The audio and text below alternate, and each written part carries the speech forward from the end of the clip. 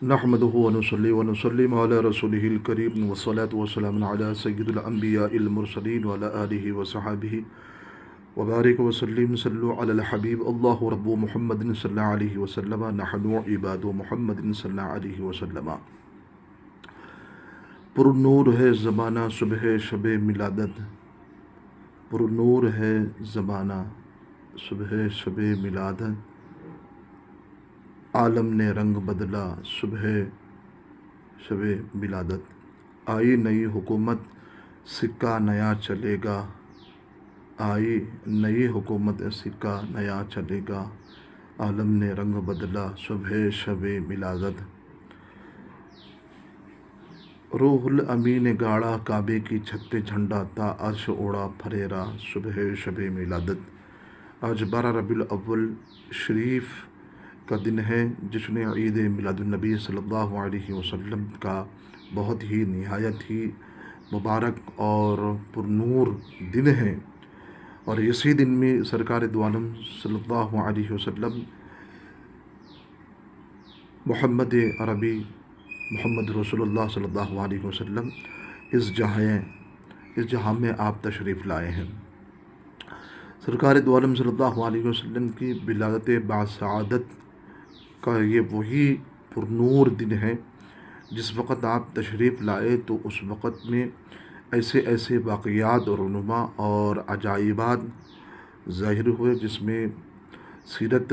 نگاروں نے اور دیگر کتب میں اس کو محفوظ بھی کیا ہے اور لکھا ہے۔ تو سب سے پہلے خصائص الکبریٰ جلد اول میں صفحہ نمبر 120 اور 121 سے لے کر 125 تک علامہ جلال الدین سیوطی رحمۃ اللہ تعالیٰ علیہ نے بڑے ہی مفصل طریقے سے آپ نے حضور صلی اللہ علیہ وسلم کے واقعات ولادت باسعادت مبارکہ کو ذکر فرمایا ہے۔ اس میں سے ہم چند گوشوں پر گفتگو کرتے ہوئے اپنی گفتگو کو سمٹیں گے انشاءاللہ العزیز۔ ابو نعیم نے عمر بن قتیبہ سے روایت کی ہے کہ انہوں نے کہا ہے کہ میں نے اپنے والد سے سنا ہے، وہ علوم کے مخزن تھے۔ جب حضرت سیدہ آمنہ رضی اللہ تعالیٰ عنہ جو سرکار دو عالم صلی اللہ علیہ وسلم کی والدہ محترمہ ہیں، ولادت کا جب وقت قریب آیا سرکار دو عالم صلی اللہ علیہ وسلم کے، تو اللہ تعالیٰ نے حکم دیا کہ آسمانوں اور جنت کے دروازوں کے کھول دو، اور فرشتوں کو حاضر ہونے کا حکم دیا۔ فرشتے باہم مژدہ سنانے کے لیے تشریف لائے، اور دنیا کے پہاڑوں کے حسن کو بڑھا دیا گیا تھا، اور سمندر کی سطح میں گہرائی اور روانی کے ساتھ تیز ہو گئی۔ شیطان ملعون اور اس کی ذریت اور اس کے تمام چیلوں کو 70 طوقوں میں جگڑ کر بحر عمیق میں الٹا لٹکا کر ڈال دیا گیا، اور اس کی ذریت اور شرکس جنات کو بھی زنجیروں میں بند کر دیا گیا ولادت باسعادت مبارکہ کے دن میں۔ پھر یہی نہیں کہ آفتاب عالم کو بھی جو سورج ہے، اس سورج کو بھی اللہ نے نور کا لباس پہنا کر اس کی روشنی کو بڑھا دیا گیا، بڑھا دیا گیا، اور 70,000 حوریں بڑی اعلی شان و شوکت کے ساتھ تیار ہو کر سیدہ سر پہ استدہ لے گئی، اور جو ولادت مصطفیٰ صلی اللہ علیہ وسلم کا انتظار کر رہی تھی۔ اور اس سال سارے جہاں میں تمام عورتوں کو اللہ رب العزت نے بیٹے ہی عطا فرمائے، کسی کو لڑکی عطا نہیں فرمائی، یعنی کہ رسول اللہ پاک صلی اللہ علیہ وسلم کی ولادت باسعادت کے دن میں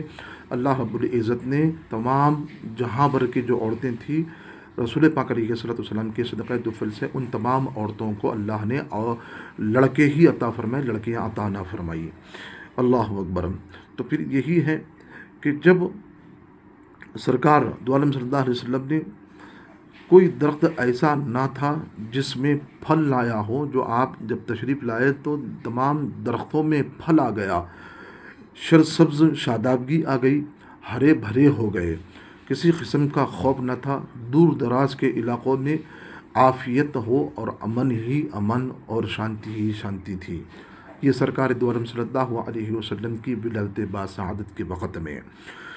جب حضور کی ولادت سعادت ہوئی کہ بارش ہونے لگی رحمت کی، اور ظلمت اندھیرا دور ہونے لگا۔ جب سرکار تشریف لائے تو رحمتوں کی اور برکتوں کی اور ظلمت و اندھیرا دور ہونے لگا، چھڑ گیا، یہاں تک کہ دور و کافر بھی ہو گیا، سارا جہاں نزہت اور نور سے منور ہو گیا، اور ملائکہ آپس میں ایک دوسرے میں مبارکباد دینے لگے۔ اللہ اکبر۔ ہر آسمان میں ایک ستون تھا، ایک زبرجد کا ایک ستون کو قائم کیا گیا، اور ولادت باسعادت کے بدولت نور افشاں کر دیا گیا، یعنی کہ ایک ستون ہوتا ہے، وہ ستون کو زبرجد کا ایک ستون بنایا گیا کہ ہر آسمان پہ لگایا گیا، اور وہی ستون کو منور اور روشن کیا گیا تھا، اور وہی جب وہ روشن ہوا تو آسمان میں روشنی پھیلنے لگی۔ تو ولادت باسعادت کے وقت میں ایک ستون لگایا گیا، اور ستونوں آج ہوتی ہیں تو لوگ جو خوشی میں اور عقیدت میں محبت میں جو آج ستونوں کو لائٹنگ لگاتے ہیں، منور کرتے ہیں، اور روشنی سے اس کو آراستہ کرتے ہیں، یہی اسی اصل کا یہ ماخذ ہے۔ لوگ ہم سے پوچھتے ہیں کہ یہ ستون لگانا، یہ لائٹنگ لگانا کہاں ہے؟ علامہ جلال الدین سیوطی رحمۃ اللہ تعالیٰ علیہ ولادت باسعادت کے مبارکہ کے اندر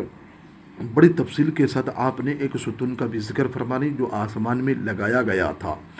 تو پھر ہم کو لگانا چاہیے، لائٹنگ بھی لگانا چاہیے، اور ستونوں کو منور بھی کرنا چاہیے، اور ستون بھی لگانا چاہیے۔ اور یہ ستون کا مشاہدہ سرکار دو عالم صلی اللہ علیہ وسلم معراج کے وقت میں جب آپ تشریف لے گئے تو اس وقت آپ اس ستون کا مشاہدہ فرمایا، اور تمام فرشتوں نے کہا یا رسول اللہ یہ وہی ستون ہے جو آپ کی ولادت مبارکہ کے دن میں لگایا گیا تھا۔ تو الحمدللہ آپ نے جب اس ستون کو میری ولادت کی خوشی میں قائم کیا گیا، تو جس رات حضور صلی اللہ علیہ وسلم سید الانبیاء صلی اللہ علیہ وسلم کی ولادت باسعادت ہوئی تھی، تو اللہ تعالیٰ نے حوض کوثر کے نہر پر 70,000 مشک اور عنبر کے درختوں کو نصب کر دیا گیا تھا۔ تو ولادت باسعادت مبارکہ کے دن میں رسول پاک علیہ الصلاۃ والسلام کی آمد کی خوشی میں جو نہر کوثر تھی، یعنی کہ ایک حوض کوثر ہے جو سرکار کو عطا فرمائی جائے گی، وہ نہر کوثر کے پاس اللہ نے 70,000 مشک عنبر کے درختوں کو لگا دیا، نصب کر دیا گیا۔ کیونکہ اب آج کل جو درختوں کو لگایا جاتا ہے اور خوشنما اور خوشی کے طور پہ آج کل جو درختوں کو لگانا، کرنا، سجانا، یہ سب اس کا یہ ماخذ ہے، یہ اصل ہے۔ یہاں پر اللہ نے سرکار کی ولادت پر یہ درختوں کو لگایا تھا جو حوض کوثر کے نہر کے پاس تھے۔ پھر اس کے بعد ان کے پھلوں کی خوشبو کو اہل جنت کے لیے محور بنا دیا گیا، اور اس طرح اس روز تمام آسمان والے اللہ تعالیٰ سے سلامتی کی دعا مانگ رہے تھے۔ تمام آسمان والے یعنی کہ فرشتے جو ہے آسمان میں سلامتی کی دعا مانگ رہے تھے۔ تمام بت جو اپنے ہاتھوں سے بتوں کو تیار کرتے ہیں اور اپنے ماتھا ٹیکتے ہیں، اس کے سامنے سر جھکاتے ہیں اور اسے معبود سمجھتے ہیں، تو زمانے جاہلیت میں سرکار کی آمد سے پہلے وہ تمام بتوں کے پجاری ہو گئے تھے، لیکن سرکار دو عالم صلی اللہ علیہ وسلم کی آمد کے وقت میں تمام بت اوندے ہو گئے، اور ہر کوئی بت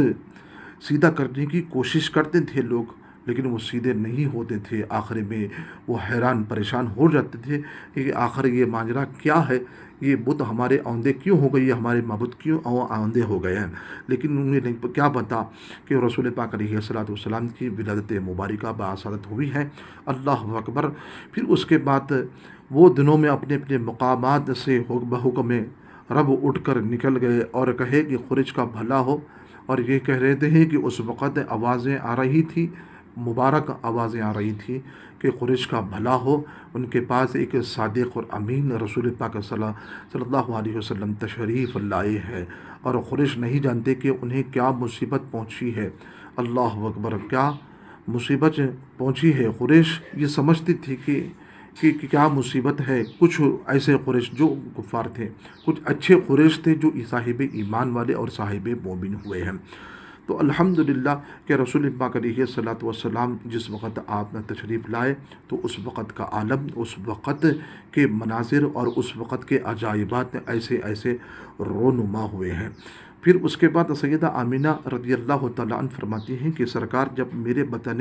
اطہر میں جب تشریف لائے تو اس وقت اس عرصے میں مجھے کوئی تکلیف گرانی، کوئی شدت، کوئی بھوک، کوئی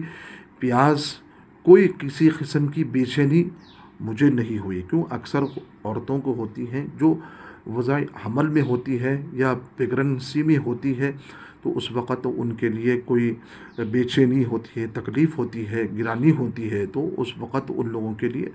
ایسے جی جاتا ہے کہ کوئی ایسی چیز کو کھانے کے لیے۔ لیکن سیدہ آمینہ رضی اللہ عنہ فرماتی ہیں کہ جب سرکار میرے وطن میں میرے پیٹ میں جب تشریف لائے تو اس وقت کوئی کسی قسم کی کوئی تکلیف، کوئی بوجھ مجھے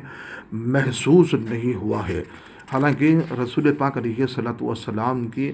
والد محترم حضرت عبداللہ، جن کی سرکار کی ولادت باسعادت کے سے پہلے آپ کا وصال ہو گیا، تو سیدہ آمینہ رضی اللہ تعالیٰ عنہ جس وقت آپ کو ولادت باسعادت کا وقت جب قریب آیا ہے، تو اس وقت یہی ہے کہ رسول پاک علیہ الصلوۃ والسلام کے ولادت کا وقت جب قریب آتا ہے کہ تمام کے تمام یہ مناظر آپ دیکھتی ہیں، ان مناظر کو آپ بیان بھی کرتی ہے۔ تو الحمدللہ یہ سرکار دو عالم صلی اللہ علیہ وسلم کی آمد کا دن ہے، 12 ربیع الاول شریف کا دن ہے۔ اس لحاظ سے اس دن کے حساب سے آپ لوگ خوشیوں کا اظہار کریں، اور خوشیوں کے طریقے سے خوشیوں کا اظہار کے ساتھ ساتھ جو ہو سکتا ہے آج کے دن میں عمل کریں، اچھے اعمال کریں، اللہ رب العزت سے دعا کریں، صدقہ خیرات جو بھی ہو سکتا ہے آج کے دن میں اچھے اعمال کرنے،